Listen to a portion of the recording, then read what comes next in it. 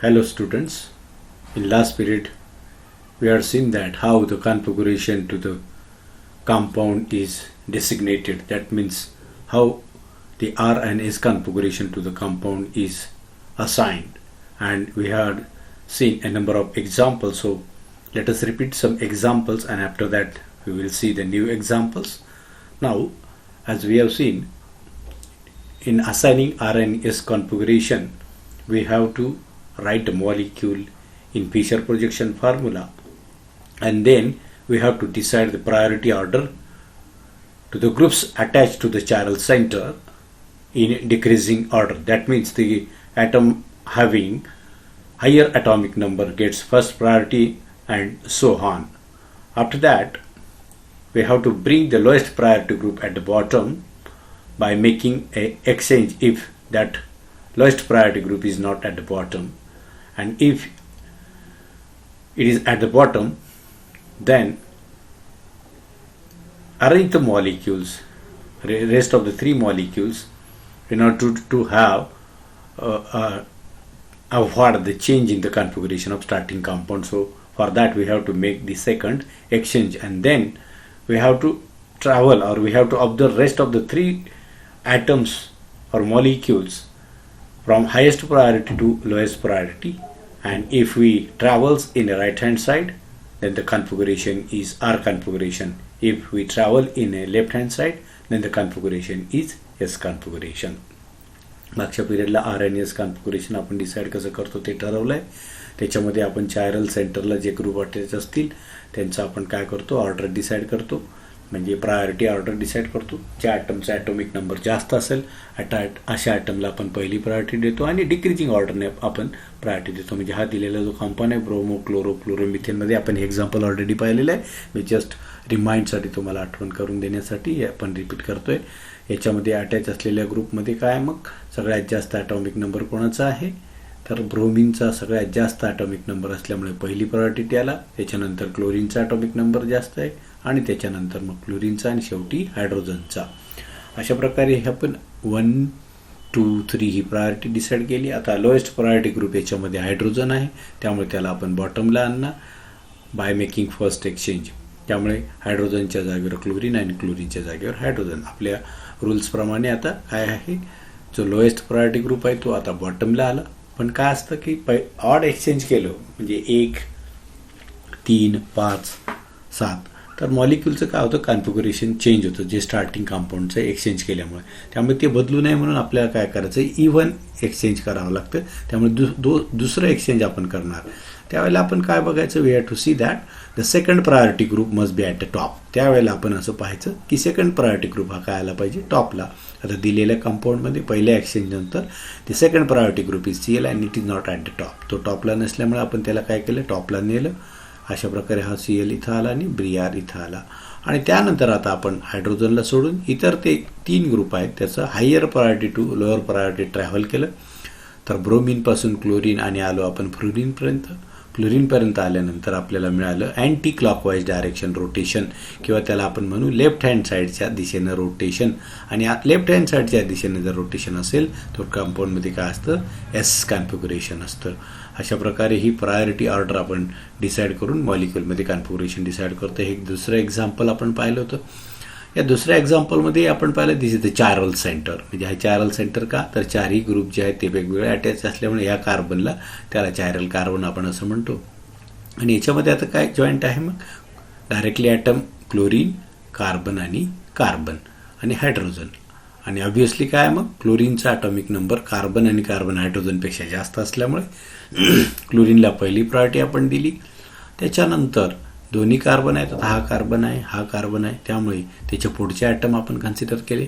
याच्यामध्ये काय 3 हायड्रोजन आहेत. 3 हायड्रोजनच्या ॲटॉमिक नंबरची बेरीज केली तर 3 होते. आणि इथं आपण जर कन्सिडर केलं C double bond O H, म्हणजे एक हायड्रोजन आणि डबल बॉन्ड असलेला ओ. डबल बॉन्ड ओ असेल तर आपण काय करतो, त्याला कार्बनला 2 वेगवेगळ्या प्रकारचे ऑक्सिजन जॉईंट आहेत, आणि तिसरा पुन्हा कार्बन असं आपण कन्सिडर करतो. त्यामुळे यांच्या ॲटॉमिक नंबरची जर बेरीज केली तर ती जास्त येते, म्हणून सेकंड प्रायोरिटी त्याला, ऑब्व्हियसली थर्ड प्रायोरिटी CS3 ने लास्ट प्रायोरिटी हायड्रोजनला. अशा प्रकारे डिसाईड केल्यानंतर ह्या मॉलिक्यूलमध्ये आता हायड्रोजन हा लोएस्ट प्रायोरिटी ग्रुप आहे. It is not at the bottom. तो बॉटमला नसल्यामुळे काय केलं आपण त्याला बॉटमला आणला आणि CH3 वरती नेला. So bye making first exchange, त्यामुळे ह्या मॉलिक्यूलचं आता फर्स्ट एक्सचेंज केलं. मग काय झालं आता CH3 इथं आला आणि त्याच्या जागेवर आला हायड्रोजन. आता lowest priority group is at the bottom. या केसमध्ये काय सेकंड प्रायोरिटी ग्रुप हा टॉपला आहे. जरी सेकंड प्रायोरिटी ग्रुप टॉपला असला तरी आपल्याला सेकंड एक्सचेंज करावं लागेल. कारण का आहे आपण ऑड एक्सचेंज केल्यामुळे स्टार्टिंग कंपाऊंडचं कॉन्फिगरेशन आणि ह्या कंपाऊंडचं कॉन्फिगरेशन बदलतं. त्यामुळे ते अवॉइड करण्यासाठी आपण काय करणार सेकंड एक्सचेंज करतो. आता सेकंड एक्सचेंजमध्ये काय करायचं की सेकंड प्रायोरिटी ग्रुप टॉपलाच ठेवायचं आणि रेस्ट ऑफ द 2 मॉलिक्यूलची पोझिशन आपण काय करायची बदलायची. त्यामुळे CH3 हा CLच्या जागेवर जाणार आणि CL हा CH3च्या जागेवर जाणार. अशा प्रकारे मॉलिक्यूलचं सेकंड एक्सचेंज आपण केलं आणि त्यानंतर मग आता मॉलिक्यूलला ऑब्झर्व करणार.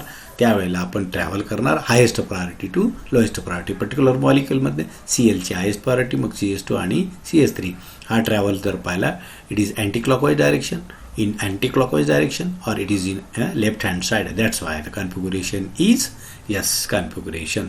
अशा प्रकारे आता पुढचा मॉलिक्यूल जो आहे त्याच्यामध्येही आपल्याला बघता येईल. ह्या मॉलिक्यूलमध्ये हा चायरल सेंटर आहे. त्या चायरल सेंटरला कार्बन जॉईंट आहे डायरेक्टली. हा ऑक्सिजन जॉईंट आहे, हा कार्बन जॉईंट आहे आणि हा हायड्रोजन जॉईंट आहे.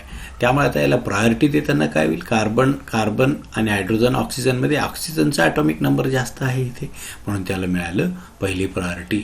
नंतर दुसरा प्रायोरिटी डिसाईड करताना हा कार्बन जॉईंट आहे, हा देखील काय कार्बन जॉईंट आहे. मग आता पुढचे ग्रुप आपण कन्सिडर करणार कारण दोघांचा ॲटॉमिक नंबर तर सारखाच आहे. सो याच्यामध्ये मग आपल्याला 3 हायड्रोजन जॉईंट आहे आणि इकडे जर पाहिलं एका कार्बनला दुसरा कार्बन आणि प्लस त्याला 5 हायड्रोजन जॉईंट आहेत. त्यामुळे यांचा ॲटॉमिक नंबरची बेरीज जास्त होईल म्हणून याला सेकंड प्रायोरिटी. नंतर CH3ला थर्ड प्रायोरिटी आणि हायड्रोजनला ऑब्वियसली ॲटॉमिक नंबर कमी असल्यामुळे लास्ट प्रायोरिटी. आता पर्टिक्युलर मॉलिक्यूलमध्ये काय आहे मग हायड्रोजन ॲटम जो लोएस्ट प्रायोरिटी ग्रुप आहे it is not at the bottom. So we must have to broad test hydrogen atom at the bottom by making first exchange. पहिलं एक्सचेंज करून मग त्याला काय करणार आपण बॉटमला आणणार. हायड्रोजन या जागेवर आला तर C2H5 त्याच्या जागेवर जाणार. हायड्रोजन खाली आला C2H5 त्या जागेवर. रेस्ट ऑफ द ग्रुप हे जसेच्या तसे राहतील. आता आपण ऑड एक्सचेंज केल्यामुळे आपल्याला सेकंड एक्सचेंज करावं लागेल कारण कॉन्फिगरेशन बदलायला नको मॉलिक्यूलचं ओरिजिनल जे आहे ते. म्हणून आपण आता काय करणार पर्टिक्युलर केसमध्ये सेकंड प्रायोरिटी ग्रुप टॉपला नसल्यामुळे त्याला आपण टॉपला नेणार म्हणजे सेकंड एक्सचेंज होईल. त्यामुळे C2H5 came at the top and this CH3 group came at the position of this second priority group. त्यामुळे CH2 वरती आला, CH3 येथे आला. आता आपण मग काय करणार ट्रॅव्हल करणार highest priority group to lowest priority. Oxygen highest priority group आहे त्याच्यानंतर मग आपण आलो CH3 कडे. We travelled in anti clockwise direction. Anti clockwise डायरेक्शनने ट्रॅव्हल केलं किंवा लेफ्ट हँड साईडने ट्रॅव्हल केलं म्हणून configuration is yes configuration.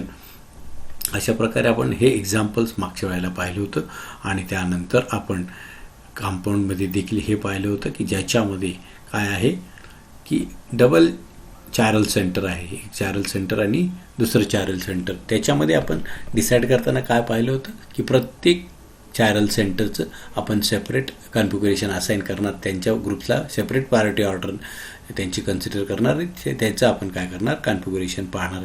Examples आपण मागच्या पिरियडला पाहिलेली आहेत त्यामुळे तुम्ही त्या एक्झाम्पल्सचा अभ्यास केलाच असेल. आता आपल्याला बघायचं आहे दुसरी एक टर्म त्याच्यामध्ये. टर्म आहे इनॅन्शिओमर्स आणि diastereomers. What is the difference between the enantiomers आणि डायस्टेरिओमर्स. इनॅन्शिओमर्समध्ये काय आहे कंपाऊंडचा मॉलिक्युलर फॉर्म्युला सारखाच असतो पण त्याच्यामध्ये स्ट्रक्चर जे आहे ते थोडंसं वेगवेगळं असतं. Arrangement of atom in a space. आता हे दिलेले जे मॉलिक्यूल आहेत हे मॉलिक्युल्समध्ये आपण पाहिलं तर ह्या मॉलिक्यूलमध्ये हे एक चायरल सेंटर आहे आणि हे एक चायरल सेंटर. 2 चायरल सेंटर आहेत. त्यामुळे आपण काय करणार मग C2 कार्बन हा कार्बन नंबर 1, 2, 3 आणि हा कार्बन नंबर 4.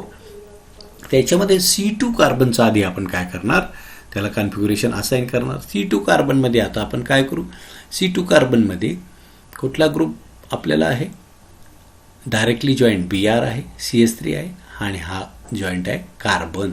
त्यामुळे पहिली प्रायोरिटी कोणाला मिळेल ब्रोमिनला आणि दुसरी प्रायोरिटी कुठे मिळेल हाही कार्बन आहे आणि खालचा देखील काय कार्बन जॉईंट आहे.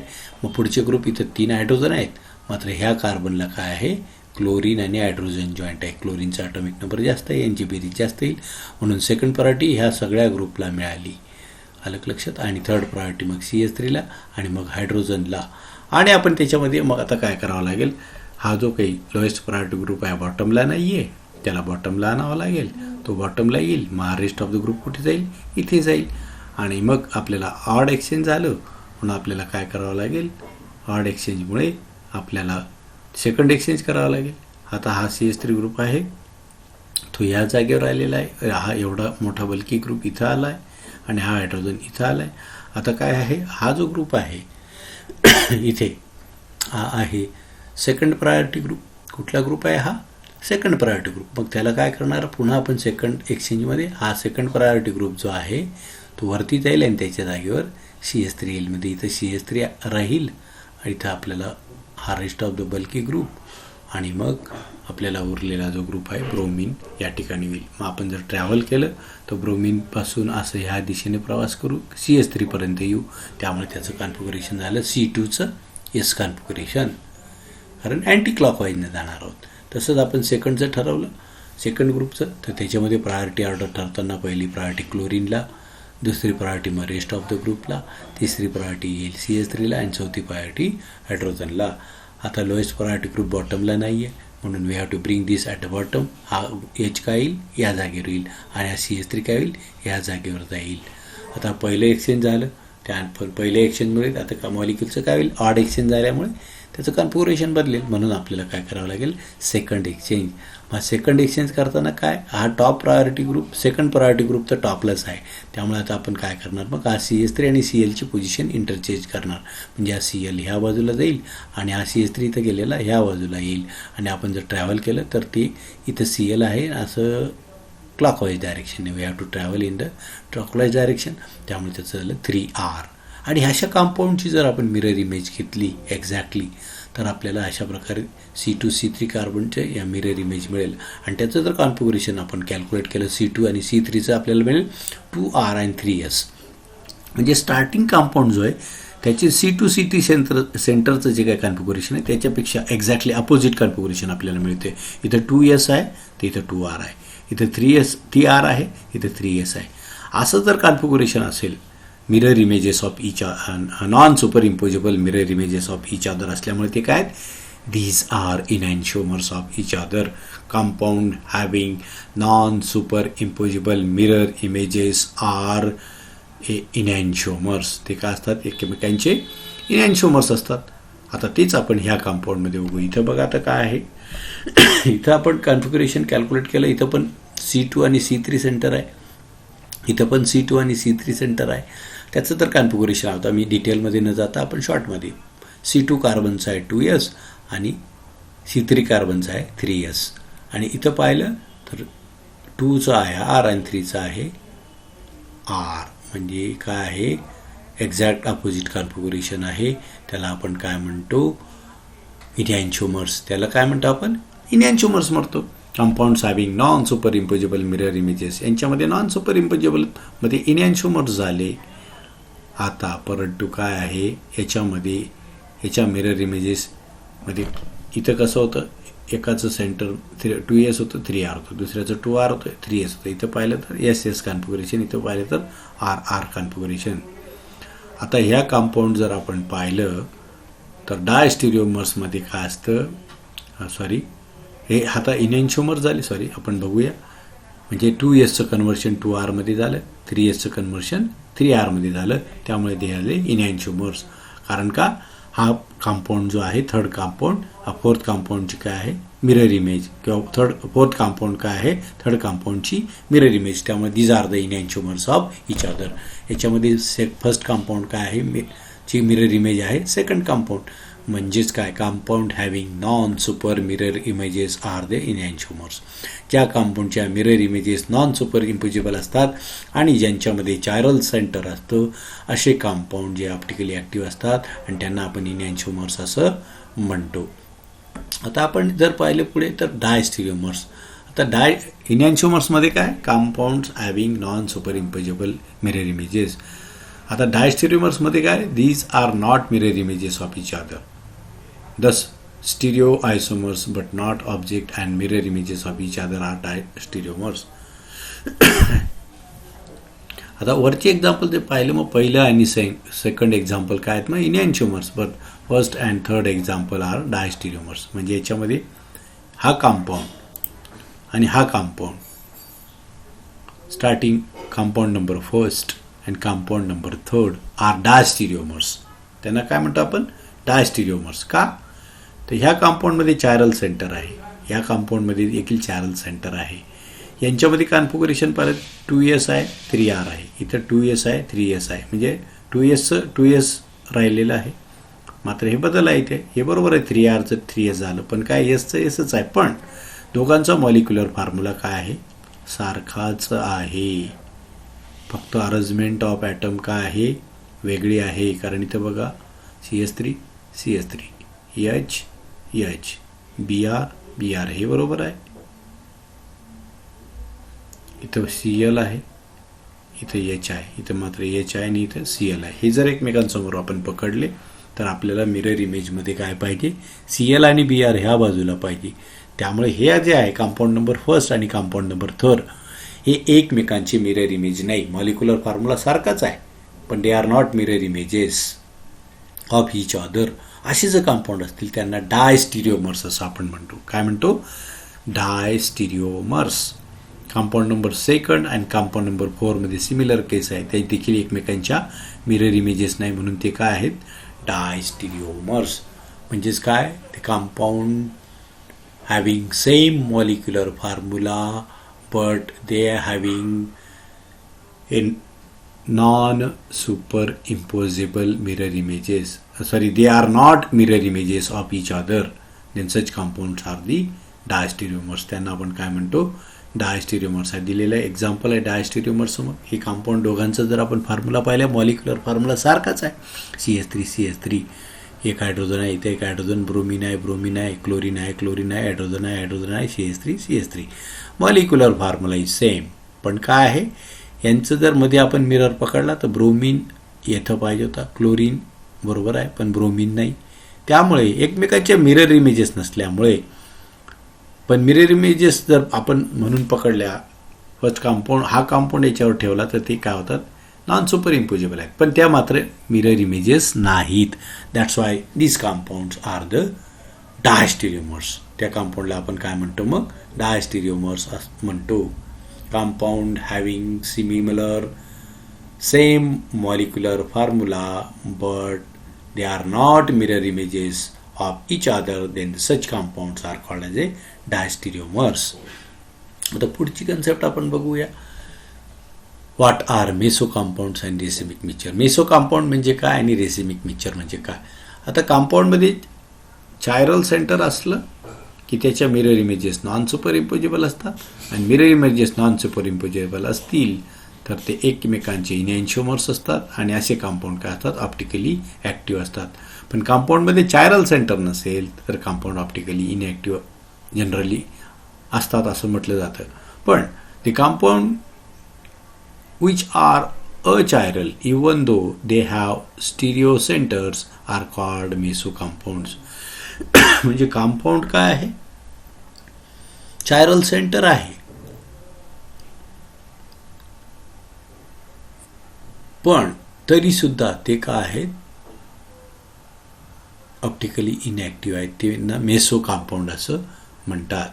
आता आपण त्याच्यासाठी काही कंपाऊंड आहेत ते ऑप्टिकली इनॅक्टिव्ह असतात, चायरल सेंटर असतील तरी ते ऑप्टिकली इनॅक्टिव्ह असतात. असे मॉलिक्यूल काही असतात ते अचायरल म्हणून कन्सिडर होतात. ते कसे कन्सिडर होतात, एक्झाम्पल दिलेलं आहे बघा. हा कंपाऊंड आहे, याच्यामध्ये हा चायरल सेंटर आहे. कारण का, इथं carbon COOH hydrogen OH hydrogen आणि इकडे हा रेस्ट ऑफ द ग्रुप, एवढा मोठा ग्रुप म्हणजे चारही ग्रुप वेगळे आहेत म्हणून हा चायरल सेंटर. पण इकडच्या बाजूला जर आपण आलं तर काय, हा पण चायरल आहे पण ह्याच्यामध्ये काय आहे, चायरलला का तर OH COOH हायड्रोजन आणि रेस्ट ऑफ द ग्रुप. पण दोघं कंपाऊंड जर ऑप्टिकल ॲक्टिव्हिटी आपण कॅल्क्युलेट केली तर पहिला जो पार्ट आहे C2 कार्बन, ज्याला आपण म्हणतो कार्बन नंबर 1 आणि हा 2, तर त्याच्यामध्ये आहे रोटेशन अँटी क्लॉकवाईज डायरेक्शन, त्यामुळे S कॉन्फिगरेशन. आणि खालचा रेस्ट ऑफ द कंपाऊंड आहे त्याच्यामध्ये आहे राईट हँड साईडने म्हणजेच क्लॉकवाईज डायरेक्शनने, त्यामुळे त्याचं आर कॉन्फिगरेशन. त्यामुळे काय होतं, या मॉलिक्यूलचं आपण जर कट केला, सेंटरमधनं ॲक्सिस पास केला, तर त्याच्यामध्ये काय प्लेन ऑफ सिमेट्री. आणि आपल्याला माहिती आहे मॉलिक्यूलमध्ये चायरल सेंटर असलं तरीसुद्धा त्याच्यामध्ये जर 3 सिमेट्री एलिमेंटपैकी एखादा सिमेट्री एलिमेंट प्रेझेंट असेल तर असे कंपाऊंड काय असतात, ऑप्टिकली इनॲक्टिव्ह असतात. आणि अशा मॉलिक्युल्सला अचायरल मॉलिक्यूल आपण म्हणतो. बघा, it is somewhat confusing, थोडं कन्फ्युजन तुमचं होईल. कंपाऊंड आहे, त्याच्यामध्ये चायरल सेंटर आहेत, पण एका चायरल सेंटरचं कॉन्फिगरेशन दुसऱ्या चायरल सेंटरच्या कॉन्फिगरेशनपेक्षा एक्झॅक्टली वेगळं आहे. एकाचं एस आहे तर दुसऱ्याचं आर आहे. हे मॉलिक्यूल जो आहे याच्यामधनं जर आपण ॲक्सिस प्लेन पास केलं तर 2 मॉलिक्यूलला डिव्हाइड करते इक्वल हाल्समध्ये, आणि दोघी एकमेकांच्या काय आहेत, मिरर इमेजेस आहेत. पेन ऑफ सिमेट्री असलेला मिलेकर इमेजेस आणि त्या सुपर इम्पोजेबल मिरर इमेजेस आहेत. त्यामुळे कंपाऊंड कसा बनतो, ऑप्टिकली इनॲक्टिव्ह. आणि असा जो कंपाऊंड असेल ज्याच्यामध्ये चायरल सेंटर आहे एक किंवा एकापेक्षा जास्त, आणि त्याच्यामध्ये प्लेन ऑफ सिमेट्री किंवा कुठला तरी एक सिमेट्री एलिमेंट असेल, असे कंपाऊंड काय असतात, मेसो कंपाऊंड असं आपण म्हणतो. कारण याच्यामध्ये काय, याला रेसिमिक मिक्सचर पण म्हणतो. कारण का, याच्यामध्ये equal amount of this R configuration आणि इक्वल अमाऊंट ऑफ यस आपल्याला प्रेझेंट आहे. यस पण आणि आर पण इक्वल अमाऊंटमध्ये प्रेझेंट आहे. त्यामुळे या मिक्सचरला रेसिमिक मिक्सचर असं आपण म्हणतो. आता इथे दुसरं एक्झाम्पल दिलेलं आहे. याच्यामध्ये जर आपण पाहिलं कंपाऊंडचं ऑप्टिकल रोटेशन जर आपण पाहिलं तर ते प्लस आहे, डेक्स्ट्रो रोटेटरी. आणि हा काय, त्याचा मिरर ठेवला तर कंपाऊंड मिळतो आपल्याला लिओ रोटेटरी. हे आणि हे इक्वल अमाऊंटमध्ये घेतलं आणि जे मिक्सचर तयार होईल त्याला रेसिमिक मिक्सचर असं म्हणतो. आणि racemic mixture is optically inactive. Racemic mixture काय असतं, ऑप्टिकली इनॲक्टिव्ह. हा जर कंपाऊंड प्लेन पोलराइज लाईटला राईट हँड साईडने रोटेट करत असेल तर इक्वल अमाऊंटमध्ये हा त्याची मिरर इमेज असलेला कंपाऊंड अपोजिट डायरेक्शनने काय करतो, प्लेन पोलराइज लाईटला रोटेट करतो. असं जे मिक्सचर असेल त्या मिक्सचरला काय म्हणतो, racemic mixture. Equimolar mixture of D dextrorotatory and laevorotatory form. The rotation of D form is completely or compensated by externally by L form, and hence it is optically inactive due to the external compensation. It can be resolved into D and L forms. त्यामुळे त्याला आपण म्हणतो D and L फॉर्ममध्ये. कंपाऊंडचं जे काय मग equimolar mixture of dextro and laevo rotatory isomers is a mixture which is called racemic mixture. Dextro rotation आणि laevo रोटेशनचं इक्विमोलर मिक्सचर घेतलं तर त्याला काय म्हणतो आपण, रेसिमिक मिक्सचर असं म्हणतो. नाव कंपाऊंड जर आपण घेतला त्याची ऑप्टिक ॲक्टिव्हिटी चेक करायची असेल तर त्याचं आपण प्रिव्हियसली आपण पाहिलं, त्याचं काय आपण ऑब्झर्व करतो, ऑप्टिकल रोटेशन किंवा स्पेसिफिक रोटेशन. ते स्पेसिफिक रोटेशन आपण कसं ऑब्झर्व करतो ते फॉर्म्युला दिलेला आहे. Specific rotation is equal to observed rotation in degree. आपण कशाने करतो, पोलरीमीटरच्या सहाय्याने करतो, divided by length in DM. Length म्हणजे ही ट्यूबची लेंथ आहे, into the concentration gram per ml. Observe rotation is equal to specific rotation into length into concentration. असा हा त्याचा फॉर्म्युला आहे. म्हणजे ऑब्झर्व रोटेशन जे आहे it is directly proportional to the length of the tube. कुठलीही जी काही ट्यूब असेल, सॅम्पल ट्यूब, त्याची लेंथ किती आहे त्यावरती ऑब्झर्व रोटेशन अवलंबून असतं. जर लेंथ आपण बदलली तर ऑप्टिकल रोटेशन बदललं. म्हणजे observe rotation is directly proportional to the length and therefore if the length of the tube is doubled observe rotation will be double. या लेंथची लांबी जर आपण डबल केली तर ऑब्झर्व रोटेशन देखील काय होईल, डबल होईल. So this is the formula for calculation of specific rotation. Specific rotation is equal to observed rotation divided by length of the sample tube into concentration of sample in gram per ml. आणि त्याच्यावरून observe rotation जर काढायचे असतील तर observe rotation आपण इकडेच ठेवलं तर हा इकडे गेला मल्टिप्लाइड बाय, डिवायडेड असल्यामुळे हा इकडे गेला तर मल्टिप्लाइड बाय, म्हणजे specific rotation into length in dm and into concentration in gram per ml. त्यामुळे हा फॉर्म्युला आहे अल्फा. ऑब्झर्व्ड रोटेशन आपण अल्फा म्हणतो. स्पेसिफिक रोटेशन म्हणजे स्क्वेअर ब्रॅकेटमध्ये अल्फा लिहिला त्याला म्हणतो specific rotation. Into L is the length of the tube आणि कॉन्सन्ट्रेशन. अशा प्रकारे आपण ऑप्टिकल रोटेशन ऑब्झर्व करतो. So this is about the isomerism. आणि याच्यामध्ये पर्टिक्युलरली जे आपण आयसोमरिझम शिकलो, पहिल्यांदा ऑप्टिकल आयसोमर आपण पाहिलं होतं. ऑप्टिकल आयसोमर्स कशाशी रिलेटेड आहे तर rotation of plane polarise light. कंपाऊंडला जर प्लेन पोलराइज लाईट रोटेट करत असेल तर त्या कंपाऊंडला आपण काय म्हणतो, ऑप्टिकली ॲक्टिव्ह कंपाऊंड असं म्हणतो. आणि कंपाऊंड जर प्लेन पोलराइज लाईटला रोटेट करत नसेल तर त्याला ऑप्टिकली इनॲक्टिव्ह कंपाऊंड असं म्हणतो. म्हणजे ही जे काय आयसोमरिझम आपण पाहिलं ते होतं ऑप्टिकल आयसोमरिझम. आता ऑप्टिकल आयसोमरिझम नंतर पुढचा पॉईंट जो आपल्या लेक्चरमध्ये येणार आहे तो आहे geometrical isomerism. So the students go through the lecture. If you have any queries, then you have to write those queries in WhatsApp group.